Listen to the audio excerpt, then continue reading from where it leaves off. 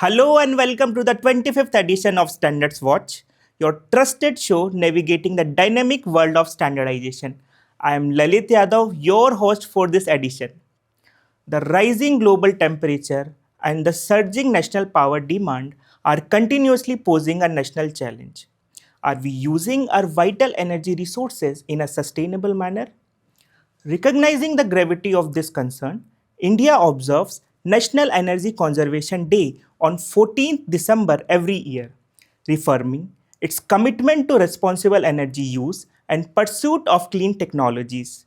Aligned with this national priority, today's edition of Standards Watch focuses on BIS standards that underline India's energy conservation efforts and strengthen its journey towards sustainable development.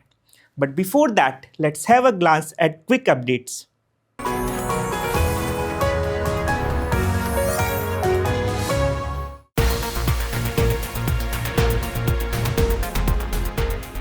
BIS recently updated the earthquake zoning map of India as part of the IS 1893. The revised Indian standard outlines the principles of earthquake-resistant design, desirable and unacceptable features of earthquake-resistant structural system configurations, and methods of analysis and treatment of geotechnical aspects for all types of structures. The Noida branch office of BIS organized Manak Manthan on 26 November 2025, focusing on the revised Indian standard 3315, Direct Evaporative Air Cooler. The program was aimed at enhancing awareness, understanding, and effective implementation of the updated standard among manufacturers, industry representatives, and other key stakeholders. The Kolkata branch office of BIS actively participated in the Kreta Suraksha Mela held from 29th November to 1st December 2025 at Hari Rampur, organized by the Department of Consumer Affairs and Food and Public Distribution Government of West Bengal. The Production and General Engineering Department of BIS organized an awareness and implementation seminar on rolling bearings standards in Rajkot on 28 November 2025. The seminar witnessed an enthusiastic participation of over 130 individuals from the region's MSME industries engaged in manufacturing of bearings and its components. BIS collaborated with the Coimbatore Productivity Council to inaugurate a Quality Conclave 2025 on 20th November. The conclave was aimed to connect the industries in Coimbatore with renowned industry experts and enrich the skills, knowledge, and industry practices of employees through discussions and workshops. The Jaipur branch office of BIS, in collaboration with the National Institute of Training for Standards and Electrotechnical Department of BIS, organized a 2-day capsule course on safety rules of lifts, escalators, and moving walks on 13th and 14th November 2025 for the Public Works Department, Government of Rajasthan in Jaipur. BIS conducted an enforcement raid at MS Mahadev Beverages, Jamshedpur on 5th December 2025, seizing packaged drinking water with fake ISI mark without a valid license from BIS. Similarly, the Ghaziabad branch office also carried out a search and seizure operation in Delhi on 5th December 2025. During the operation, several toys were found without the mandatory BIS mark. The Coimbatore branch office of BIS organized an exposure visit for the students of Government Higher Secondary School in Tiruchirappalli on 28 November 2025 to the Concord Helmet and Safety Products Private Limited. The visit witnessed an enthusiastic participation from dozens of students. The Haryana branch office of BIS organized a 2-day capsule course on IS 2202 for wooden flush door shutters, Part 1 plywood face panels, and IS 1659 for block boards, strengthening the role of quality and compliance. As a sign of growing acceptance of Indian standards and a quality culture, all India First licenses were granted in the first quarter of December 2025 for IS 14810 copper tubes for plumbing and IS 16819 for machinery for working rubber and plastics.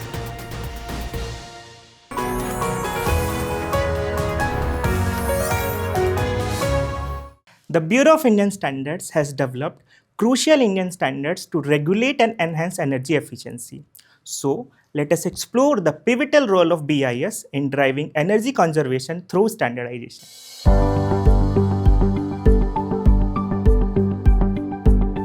From the moment we switch on the morning light to the last device we charge before bed, energy consumption is woven into the rhythm of modern life. Yet, this increasing reliance on power raises a critical question. Are we using it wisely? As environmental concerns escalate and the demand for energy consumption surges, smart energy use has become a national imperative. India's strategy to achieve economic growth aligned with the Sustainable Development Goals aims to achieve energy self-reliance and drive the nation towards its net zero carbon goals by 2070. This demands a decisive shift towards efficient and responsible energy use, and in this national mission, the Bureau of Indian Standards (BIS) plays a pivotal role. By formulating and enforcing energy efficiency and performance standards, BIS ensures that the devices powering India's homes, industries and infrastructure operate with minimal energy wastage. Standards such as IS 12615 for energy-saving AC induction motors and IS 16476 for LED-based solar lanterns strengthen the backbone of India's energy ecosystem. BIS's commitment extends far beyond simple efficiency. India is aggressively accelerating its shift towards clean sources, expanding solar, wind, and even embracing groundbreaking technologies like green hydrogen. BIS is ensuring these ambitions become reality by effectively incorporating sustainability directly into its standards. This proactive approach, outlined in the Standards National Action Plan, ensures that India's economic leap forward actively contributes to the global sustainable development goals. In terms of hydrogen production and quality, BIS has developed standards. Some of them are IS 16512 Part 1, which ensures the safety of hydrogen generators using fuel processing technologies.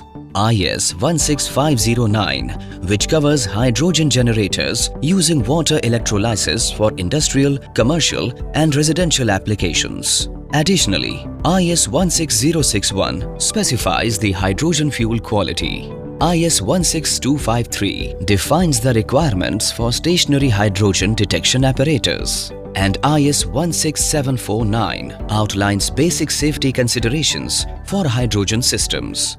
Additionally, to establish India as a global leader in solar energy, it has formulated various standards for energy management, including IS 14286 Part 1 Section 1 for special requirements for testing of crystalline silicon photovoltaic PV modules, IS 17941 for hand pump cum solar pumping system, IS 13429 Part 1 for solar cooker, box type, IS 16544 for all glass evacuated tubes, solar water heating system and a lot more. For standards pertaining to wind energy, IS IEC 61400 for wind energy generation systems.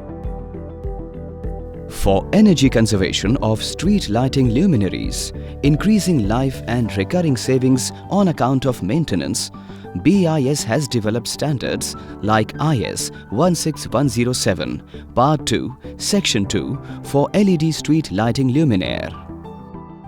Paving the path for India's commitment to climate leadership and low-carbon development, BIS has adopted 8 ISO standards on the carbon capture, utilization storage, CCUS technologies, etc. Some of them are IS 19245, ISO 27917, carbon dioxide capture, transportation and geological storage, vocabulary, cross-cutting terms, IS 19246, ISO TR 27921, carbon dioxide capture, transportation and geological storage, cross-cutting issues, CO2 stream composition among others. This underscores India's clear vision of building inclusive, secure, and clean energy for all. Through its robust framework of standards, BIS is building a sustainable future for everyone, aligning with the philosophy of Vasudhaiva Kutumbakam. The world is one family. We just saw how the standards set strong benchmarks for clean energy technologies and energy efficient appliances, ensuring quality, safety, and reliability. Let us understand this further from our expert, Mr. Arun Kumar Tripathi, who has over 41 years' experience in the field of renewable energy. He is ex-Director General of National Institute of Solar Energy and served as an advisor in the Ministry of New and Renewable Energy, Government of India.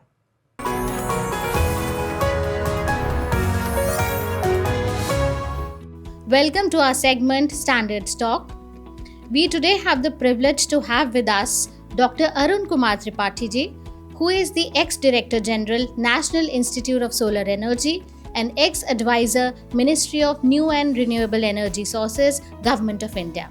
He has been the chairperson of the Sectional Committee of Bureau of Indian Standards on Renewable Energy Sources. So we've been listening to terms like clean energy, green energy, and renewable energy. So can you just explain the difference between these terms? Clean energy is energy which does not produce the greenhouse gases emissions, like nuclear energy. Green energy is the energy which is produced from such a methodology or sources which does not harm the natural environment. That's a very clear definition. Third, the renewable energy is the energy which is produced from the natural resources which are replenished in a very short period of time or daily basis or continuously basis. Can you please explain the clean energy and the targets set for the future roadmap in the country, sir? The Government of India has set a target of 500 gigawatt from the non-fossil fuels.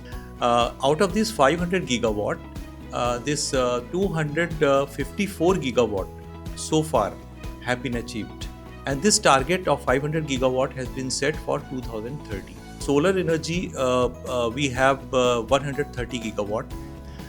About 54 gigawatt we have done from the wind energy. About 11.5 gigawatt from the biomass, and 55 gigawatt is from the water, or we call hydrate. So the energy efficiency and energy conservation, they go hand in hand. So can you please differentiate between these two terms? Yes, there is a thin line between these two terms.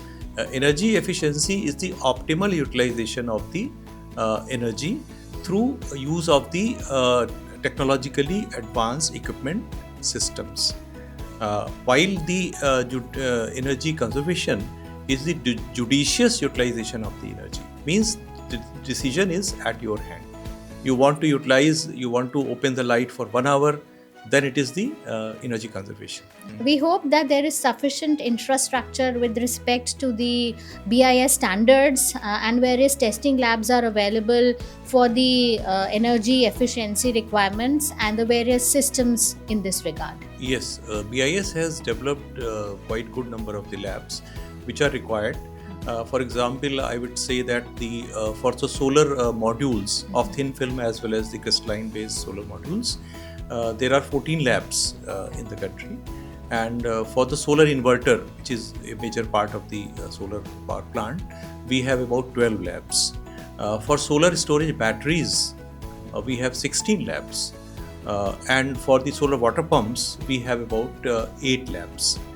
And besides, there are 6 test centers for the wind turbines, and these all labs are duly accredited by the BIS. When we talk about renewable energy and standardization, so can you please highlight the gaps in this area where the new standards need to be developed in the field of renewable energy? Yeah, since these are the developing areas, so certainly the new standards in some areas are required. For example, the solar water pumping systems. I'm talking systems, not individual parts of that. Then solar mounting structures, we need standards for that. Then solar aluminum DC cable. We have the solar copper DC cable, but in the market there are a lot of people using solar aluminum. For that we need. Then we need for bio CNG. Then we need for CBG, compressed biogas. And we also need for the performance evaluation of the solar power plants or the wind power plants. Although we do with some parameters, but we need the standards for that. We need standards for the pallets. We need the standard for the briquettes and so on. So many standards are required. Sir, the commercial exploitation of hydrogen energy is being explored under the National Green Hydrogen Mission. So, can you please elaborate upon the development of standards and the testing infrastructure in relation to hydrogen energy? Yeah, it's a very valid question because the National Green Hydrogen Mission has recently started. And I would like to mention that the BIS has been a partner right from the beginning. Few standards have been adopted and few standards are being developed also. So far, about 128 standards which were for the storage, for the production, for dispensation, for commercial utilization of the hydrogen, and the materials which are required for making these storage tanks and so on.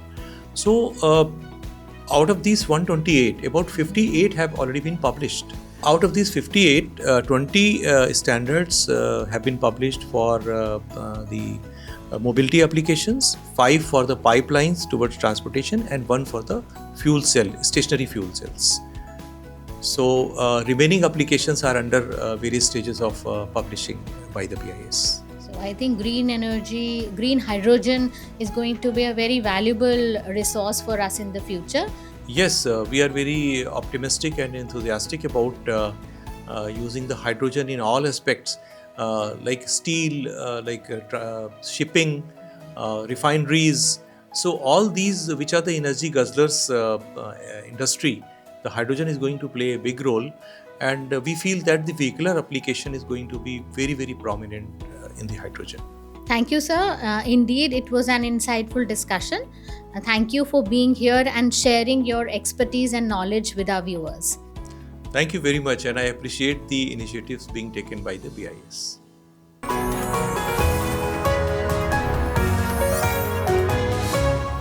Now it's time for Consumer Connect, a dedicated segment aimed at fostering awareness about quality standards for a better and a more reliable future.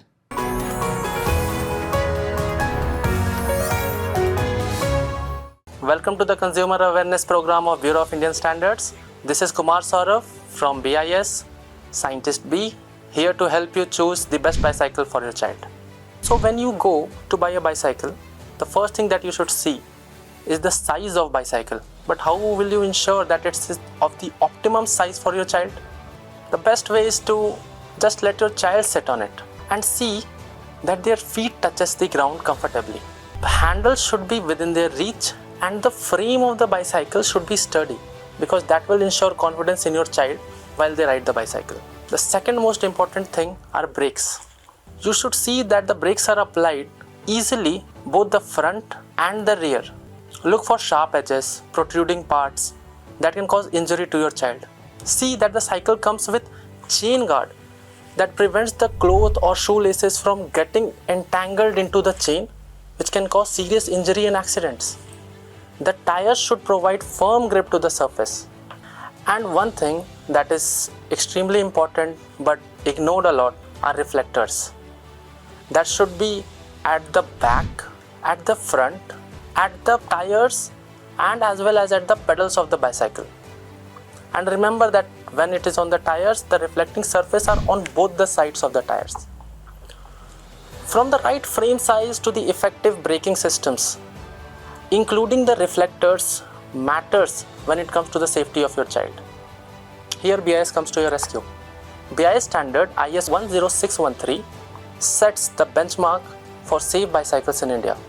As per government directives, bicycles are sold only when optimum number of ISI marked reflectors are present on the bicycle, and which should be as per IS 10613. So when you buy a bicycle, always insist on the safety features, including the ISI marked reflectors. And remember to verify the authenticity of the mark by checking the license number just below the ISI mark into the BIS Care app, which is present in the App Store as well as Play Store.